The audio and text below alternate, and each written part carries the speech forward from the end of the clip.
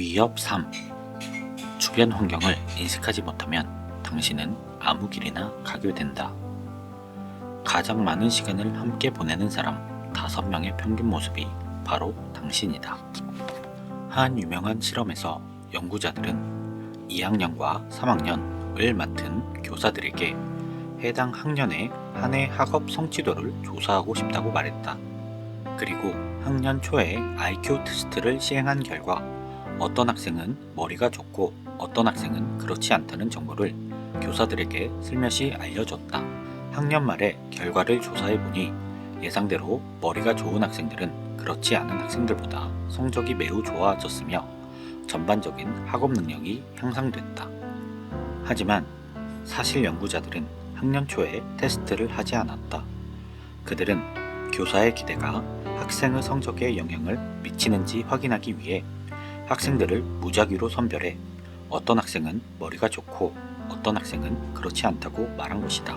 교사들은 머리가 좋은 학생들을 자기도 모르게 특별 대우했다. 그들은 머리 좋은 학생들에게 더 높은 기대를 했고 이러한 기대가 자기 충족 예언이 된 것이다. 인정하고 싶지는 않지만 우리의 성과와 결과는 흔히 주변 사람들의 기대에 기초한다. 심리학자들은 이런 현상을 피그말리온 효과라고 한다.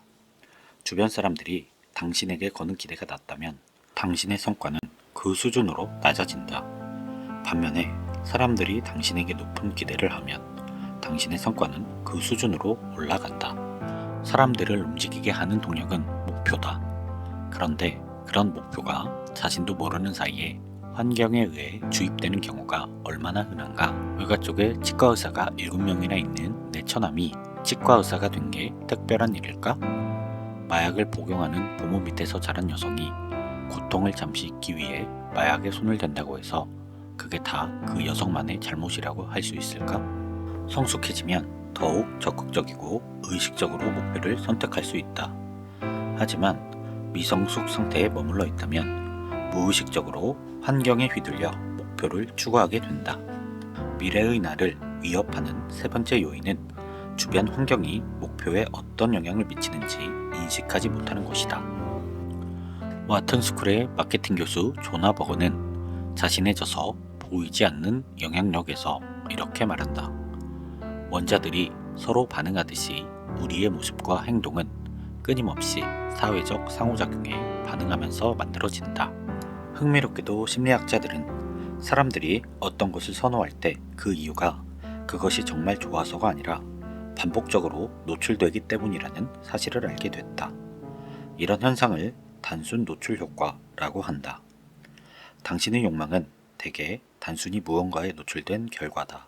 한 연구에서도 담배 광고에 자주 노출된 사람은 흡연을 별로 나쁘게 생각하지 않았다는 결과를 보여줬다. 이는 누가 친구가 되는지에도 적용된다. 근접 효과에 따르면 교실에서 바로 옆에 앉은 사람이 두 줄 앞에 앉은 사람보다 친구가 될 가능성이 크다. 대중연설가이자 작가인 지그 지글러는 당신에게 입력되는 정보가 당신의 관점을 결정한다. 관점은 결과를 결정하며 결과는 미래를 결정한다 라고 말했다. 더 나은 정보를 받아들이면 더 나은 생각을 하게 되고 궁극적으로 더 나은 결과를 얻는다. 쓰레기를 넣으면 쓰레기가 나온다. 더 원대하고 탁월한 목표를 세우고 싶은가? 더 나은 미래의 나를 원하는가? 그렇다면 훌륭한 통찰력과 능력을 지닌 사람들과 자주 접촉해야 한다. 비즈니스 전략가 찰리 존스는 훌륭한 사람을 만나지 않고 좋은 책을 읽지 않는다면 당신은 5년 후에도 지금 그 모습 그대로일 것이다 라고 말했다. 입력되는 정보와 경험, 만나는 사람을 적극적으로 바꾸어야 한다. 그래야 전에는 몰랐던 것을 인식하게 되고 전에는 보지 못한 것을 보게 된다. 그리고 전과 다른 방식으로 행동한다. 깨어있는 마음은 자신의 상황과 그 상황이 자신에게 어떤 영향을 미치는지 인식하는 기술이다. 당신이 처한 상황은 무엇인가? 그 상황은 당신에게 어떤 영향을 미치는가? 현재 어떤 목표를 추구하는가? 지금 어떤 삶을 살고 있는가? 당신은 어떤 인생을 선택했는가?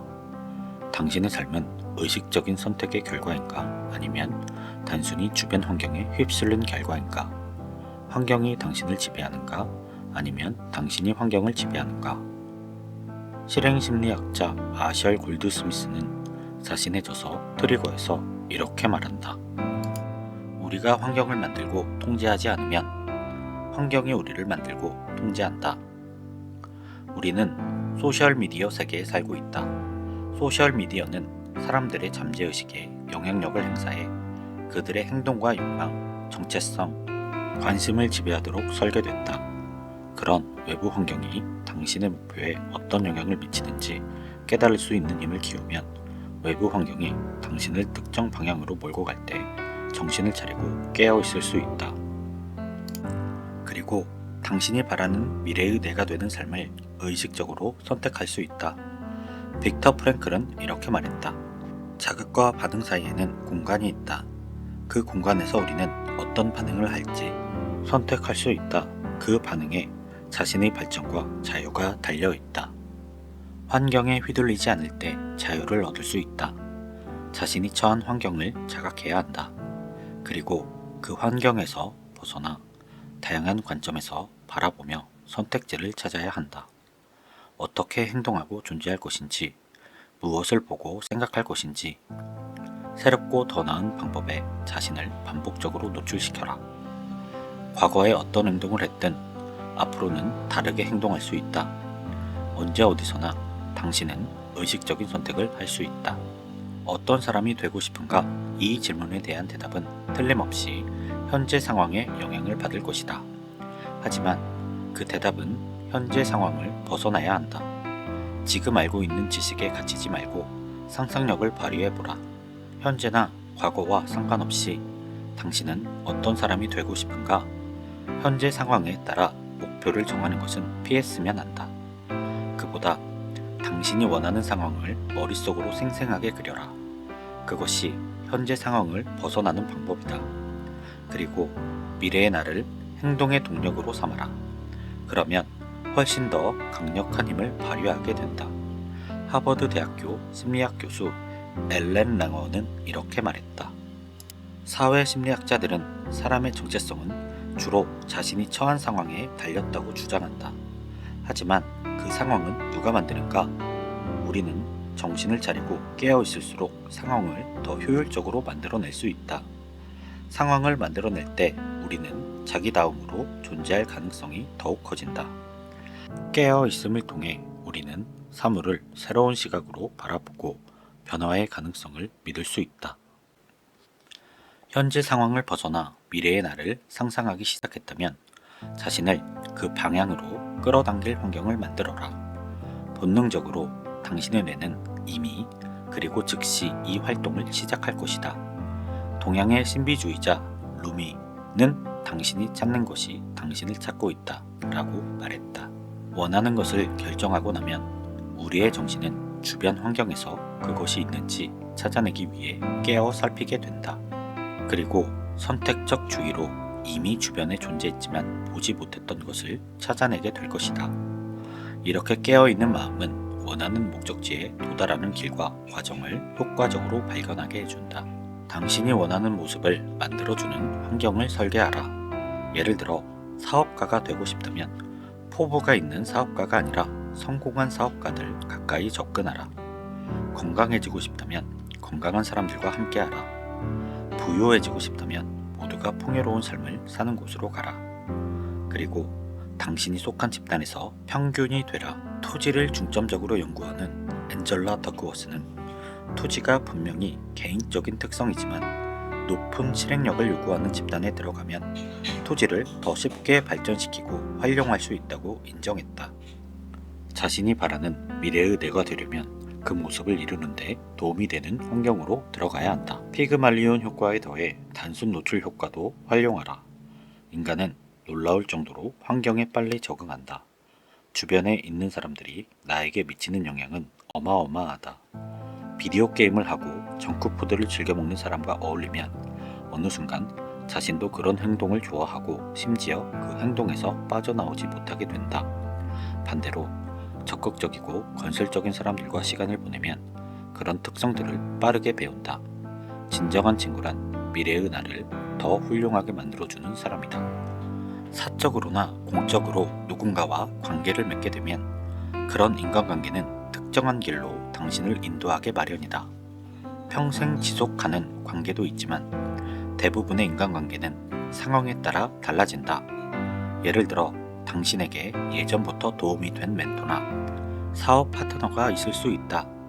하지만 어느 순간이 되면 당신은 관계를 발전시킬 수도 있고 새로운 멘토나 파트너를 찾아야 할 수도 있다. 당신을 이 자리까지 오게 한 것이 언제나 다음 단계로 도약시키는 것은 아니다. 따라서 자각뿐 아니라 용기도 필요하다. 지금까지 긴밀한 관계를 맺었던 사람과 더는 함께하지 않는 것이 어렵고 심지어 두려울 수도 있다. 하지만 관계를 재설정하는 것은 그렇게 복잡한 일이 아니다. 그리고 상대를 존중하는 것일 수도 있다. 함께하지 않는다는 것이 상대가 틀렸다거나 나쁘다는 뜻은 아니다.